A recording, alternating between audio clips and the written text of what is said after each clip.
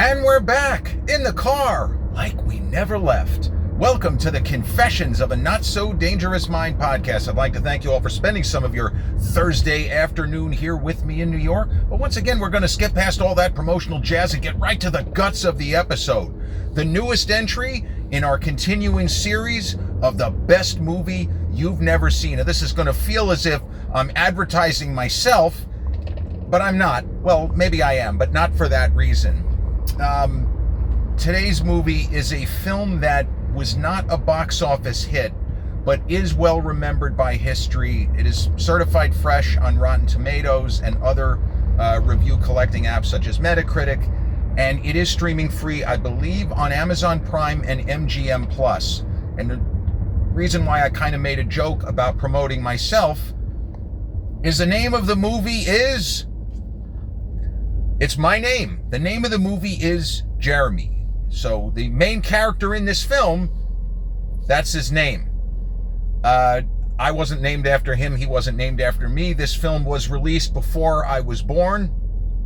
But this movie speaks to me in other ways, despite, well, it almost has nothing to do with the fact that the main character's name is Jeremy. It's just a very weird, almost surreal coincidence that the main character of this film, who has my name, has certain parallels to the real me. You know, the real Slim Shady. What?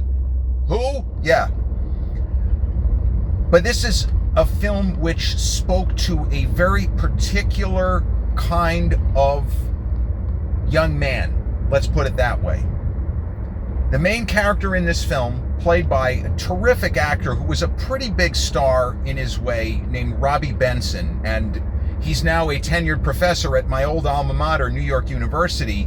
And if you don't know the face, I'm pretty confident you've heard his voice because he's done a lot of voice acting, in particular in the Disney early 90s version of Beauty and the Beast. He plays the Beast. He's got a very good speaking voice, Robby Benson.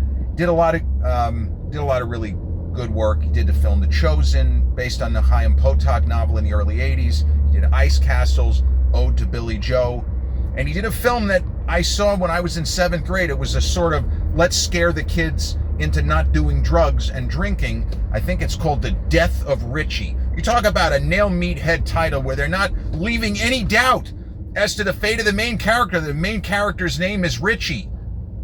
And it's not, Richie like Out for Justice. Anybody see Richie? Maybe that should have been the name of the movie. Anybody seen Richie? John Tucker, or John dies at the end. One of those. But Robby Benson was a child star who then somewhat became a star as an adult, but really he's more known now for being apparently a very popular professor at my old alma mater and for his terrific voice work in a lot of animated films, not just Beauty and the Beast. So the reason why this film spoke to me, regardless of the title, because you could have a movie with my name in it and it has nothing to do with, the price of anything anywhere. Robby Benson, in the world of this film, plays a Manhattan high school student. I think he's supposed to be a sophomore, but he could be a junior. He's definitely not a senior. Yeah, junior, senior, right? Move your feet. But he goes to a private school, but it's not just any old private school. I don't know if it's still called the same thing, this sort of school, but it was called a conservatory. It's a special private school for children or young adults who are gifted in the arts, in all kinds of branches of the arts. It doesn't have to be one area. So the main character of Jeremy Jones, kind of an interesting name, he is a cello player, and he's really good cello player. Like, this is a guy that's going to probably play at the Metropolitan Opera House in the orchestra section. This is not just a kid who picked up the cello. He's fantastic. And he's awkward in general only because the young Robby Benson looked awkward. But if you watch the movie and you pay attention to how the character of Jeremy reacts to his friends and his acquaintances, he is not a figure of fun. This is not a character like a later movie from the 90s called Angus, which I also kind of related to, where you have a kid who he's not only awkward, but he's overweight. and he gets made fun of, and there's a girl, he has a crush, and there's all of this nonsense that takes place in that movie. But in this film, the main character is taken seriously by his peers. He is not a clown. He is not somebody who is the object of ridicule. He just seems like a regular kid who, maybe he's undersized and underweight. Maybe he's lacking in self-confidence. But that doesn't translate to any inability to perform with the cello, and I don't think the film is going for any kind of sexual connotations, like, is he not going to play as well if he doesn't have a girlfriend? It doesn't get into that. You can talk about whatever you want with regards to this film. But where this movie hit for a very particular percentage of men of a certain age, people who would now be called incels, that word I don't believe was in common usage. And when we hear that word, depending on our own process and what it means to us or doesn't mean anything to us. Like, I'm not going to define it the same way as the next person. Whether it's a person who is 18, whether it's a person who is in my age bracket who maybe has different views on a lot of different kinds of areas. But the main character of Jeremy Jones he's very shy. And there is a kind of process which became known as love shyness, which this film gets into without putting voice to it. And I believe that it is a form of what I was diagnosed with, social anxiety disorder. But it's not quite as pronounced, the main character in this film, it's not quite as pronounced as having an actual affliction. But he uses certain phrases and he engages in certain kinds of behavior that someone like me, who had always grand dreams of having normal romantic relationships with girls from when I was, I hate to say 7 or 8, because what are you really doing, right? Nothing. But he uses words, and there are phrases, and I believe whoever wrote the screenplay, I want to say the guy's first name was Brian, but I'm not sure. Or maybe Brian something or other was the guy that wrote the book in which he explained what love shyness was. But there are phrases that this character uses in the early stages of the film, which the incels of the day latched onto, and they felt that this film was somehow speaking to them. So the character of Jeremy meets a girl. Well, he doesn't actually meet her. It would be more accurate to say he sees her. He sees a girl in his school. I guess she has recently moved, or maybe she's there only temporarily. That part I don't think is made clear at this point in the movie. And her name is Susan, and she's younger than him, but not in a weird way. She's a year behind him. So if he's a junior, she's a sophomore. If he's a sophomore, she's a freshman. But the point is, these are two people who are, there's nothing goofy going on here. This is all straightforward, two people falling for one another. This is not a May-December, romance, that unbelievable movie, the Todd Haynes with Julianne Moore, where her character starts having sex with a 13-year-old boy and she thinks it's all great. No, they're age appropriate. So he doesn't exactly meet this character of Susan, who is a ballerina, and as he is super talented on the cello, she's really good ballerina. And Susan is played by an actress who, I say this a lot, but I'm not joking when I say it, an actress who looked like she was going to have a bigger career than she did, Glynnis O'Connor. And Glynnis O'Connor was in a number of movies in the era, actually starred with Robby Benson in another film later in the 70s, the aforementioned Ode to Billy Joe.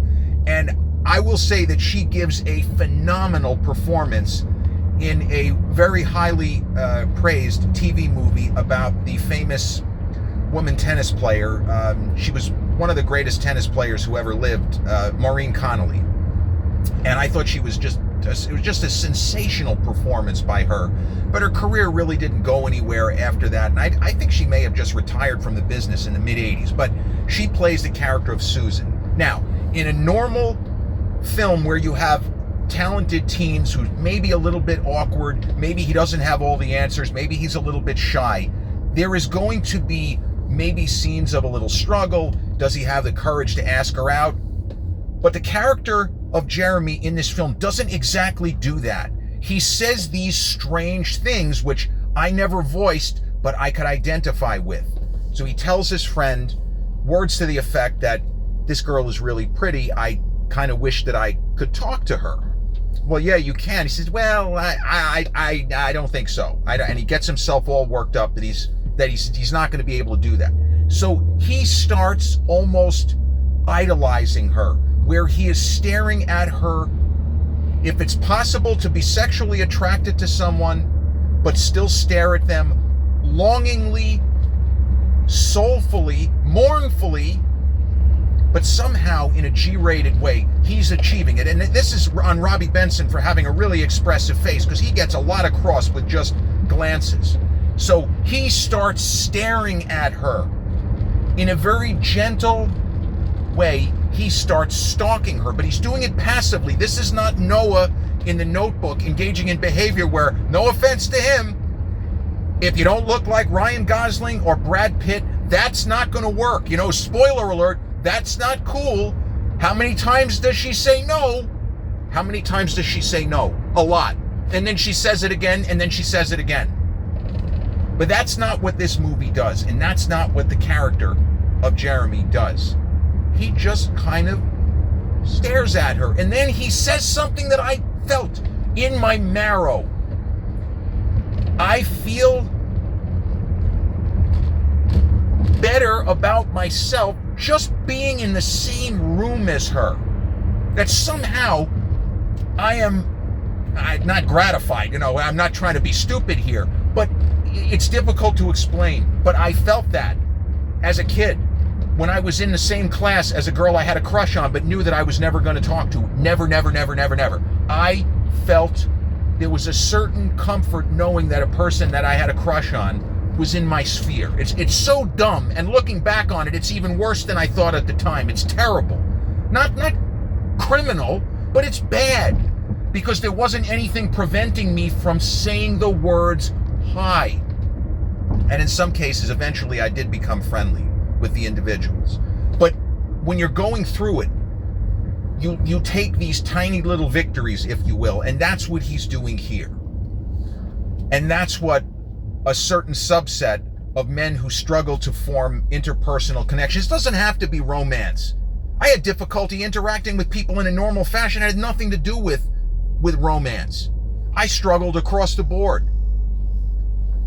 But in the world of the film, Jeremy, he rises to the occasion. He starts to chat with her and introduce himself, and when he does, we see that he's not a basket case. He was just really shy. He was scared. He didn't want to risk rejection, even if he wouldn't use those words in that sequence, in that kind of a way. But it turns out that she's amazing. She's a doll. And she's interested in him because he's such a brilliant cello player, and she throws praise at him, basically saying, you know, because he talks about how he watched a recital that she did, you know, with some of the other students, and he says, you know, you're really great.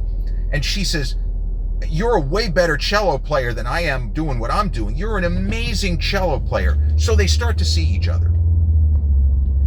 And the way their romance develops, you don't see this either, because they start spending a lot of time together, and they relate to one another as if they're friends.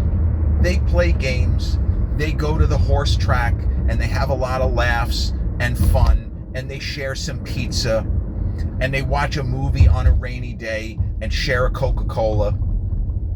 And the two actors, they're so believable in their roles. And Robby Benson, you know, now he would almost, if you look at him now, you would think that he was a matinee idol, and to a certain extent, I guess he was. But when he had the glasses on and he had the kind of hangdog manner that he plays here, he just came across like a regular person and not a kid who was on his way. Like, this isn't Matt Dillon or somebody like that. You know, Matt Dillon was a matinee idol as a kid, or even a very young Tom Cruise or Timothy Hutton. I'm trying to give you names from the same era that, you know, they obviously had different kinds of careers. But they come across like real young people who are gifted and talented, to use another catchphrase from back in the day.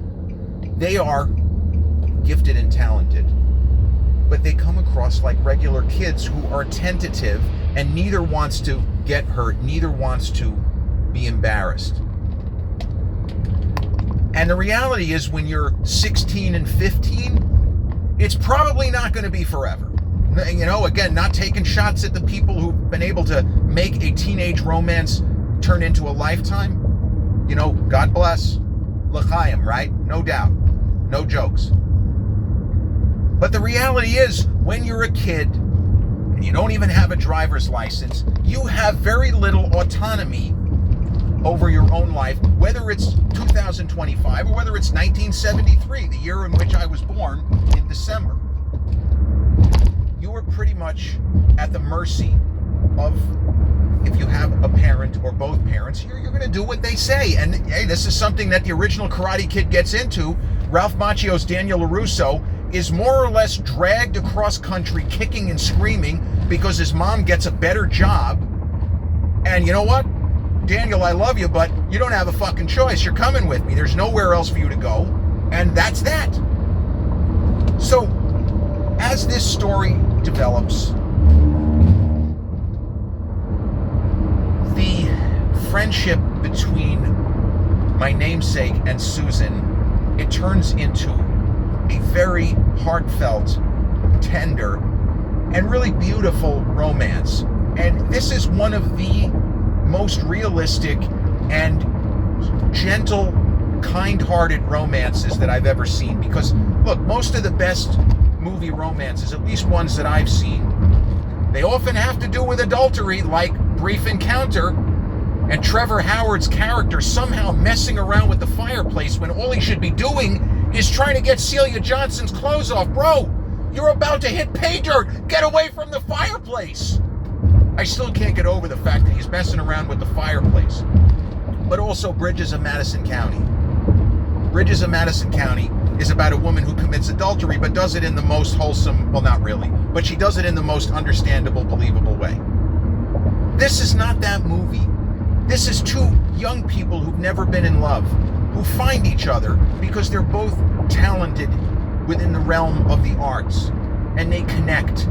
And their connection is so beautiful that the parents and the adults in the lives of both of them think that it's great. Now, where have we seen that? That's not something you see, because they're age appropriate in the sense of like a Romeo and Juliet, but nobody is firing guns at one another in the Leonardo DiCaprio version, or swordsmanship in the Franco Zeffirelli version, or in the way that Shakespeare describes the action in his play. So they fall in love, truly, madly, deeply. But owing to their ages, there's a lot of other stuff that can happen that has nothing to do with the way they relate to one another. And, you know, another area in which this film gets it right, we think they have sex. I mean, they have sex, and we don't really see that much, but it's implied, and it's more than implied. It's tasteful the way the movie shoots it, because the actors, they were both older. I should point out, they were older and more appropriate to do these scenes. But it's very tasteful. But just because they have sex doesn't mean, well, now they're just going to do nothing but have sex for the rest of the movie. No. But the character of Susan, her father, he's in the kind of position where he does travel and he moves for work. And it's the kind of thing where now you could maybe see a long distance relationship, maybe. And certainly if the characters were older and had agency, you could see it even then. But the father tells the daughter, Susan's father, that, all right, I'm being moved to another position. I thought I was going to be here for another couple of years, but they're moving me, and by extension us, to Detroit. And I mean, that's game, set, and match, right? I mean, that's all she wrote. It's not like she could say, I'm going to stay here with my boyfriend when I'm 15 and he's 16. That's not going to happen. So you don't know what could take place. But he's in New York, and she's in New York, and when she tells him what's going on, he reacts in a kind of slow motion daze. He has a real world, real time reaction. It doesn't seem like a disaster at first, the way she explains it to him, even though she's crying. But he says, well, I mean, I could visit you. I could come visit you every once in a while. And he's trying to, be reasonable and rational and logical. But she says, Jeremy, this is it. Don't you understand what I'm telling you? I'm moving to Detroit. She doesn't say the words "we're done," but that's it. As in the case with the show Oklahoma, we've gone about as far as we can go. And so they resolve to spend as much time with each other until she literally moves out of his life. And there is a scene at the airport where one of I think the older sister of the Susan character, she sees the way the girl is crying her eyes out and the way Robby Benson as Jeremy is trying to console her, but he's barely holding it together himself. And the sister says something like, I don't know if she's going to make it, meaning I don't even know if she's going to make it on the plane. I never imagined this. And the father even tries to connect with her when she basically begs him, please. And she says, well, sweetie, it can't be serious. It can't be serious. And he doesn't have to say, because you're only 15. She says, you can't be serious. And she says, but Daddy, it is. It is. Well, we're also led to believe in the Karate Kid that Daniel was seeing a girl named Judy. She buries Judy. Hey, go fuck yourself. You're coming with me anyway. No pun intended. That's what she said. That was even worse, if you ask me. He's a lot older. He should have been able to stay with his cousins, whoever. Anyway, then you don't have a movie. The scene at the airport, though, is pretty powerful. And both actors are marvelous. You can't do it any better. You can't hit your marks any better. You can't seem like a real person, real people, any better than Robby Benson and Glynnis O'Connor in this moment at the airport. And as I say, the film didn't really do that well at the box office. It was not a big budget, although the New York City locations are all terrific. I love movies shot in the city in the 70s, 80s, and 90s. I like to look at where they are and say, hey, was I ever here? And every once in a while you see a shot of the Tisch School of the Arts, like in the movie City Hall with Pacino and John Cusack and Bridget Fonda. Were we not great once? Can we not be great again? But this movie really got to me. And I have to rank it among my top 5 movie romances. If you want to put at the top of the mountain, Brief Encounter and Bridges of Madison County. And then in a sort of cockeyed ways, Remains of the Day and Age of Innocence. Even though those are, to call them romances is it's a stretch. It's a stretch in both cases to call them romances. They're movies that have romance elements which happen to be masterpieces. But the name of the filmmaker, I almost forgot to mention, Arthur Barron with 2 R's. Didn't really have a big career. I know that he did another movie, but I don't remember the name of it. But this is one of those films that it's strange that a movie as kind of small, no pun intended there either, as it is and as it was, got as much traction. And the fact that it's freely available on 2 major platforms is good. It means that more people have probably seen this film in the last couple of years than had seen it in its first 50 years of existence, because this film was released a couple of months before I was born.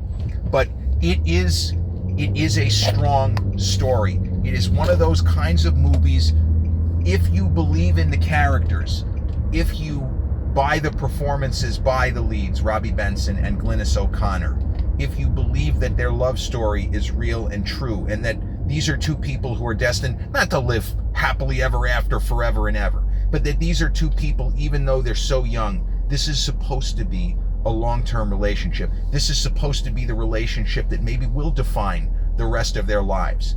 And it is a film that surprisingly has a high rewatchability factor, just to see how terrific the actors were, and how, with the music, there's some interesting choices as far as the music goes, and just see Robby Benson light up the screen. What a great, charismatic performer he was, especially as a very young actor as he is in this film. Jeremy, the movie that bears my name, 18 years before Pearl Jam sang a song which has nothing to do with the movie which bears my name. I took a lot of heat about that one. Still do to some extent. People, when they meet me, they'll start, singing bars from the Pearl Jam song. But Jeremy, from 1973, directed by Arthur Barron and starring Robby Benson and Glynnis O'Connor, the newest entry in our continuing series of the best movie you've never seen. This has been episode 604 of the Confessions of a Not So Dangerous Mind podcast. I'd like to thank you all so much for spending some of your Thursday afternoon here with me in New York. If you check out this episode on the YouTube channel, haven't done so already, please click like, subscribe, comment, share, turn on those notifications. Or if you catch this episode on the audio platforms such as Podbean, Spotify, iTunes, or the others in which we're hosted, same general rule applies. Click like, subscribe, share, and turn on those notifications. I'll be back with a new episode real soon. Till then, peace.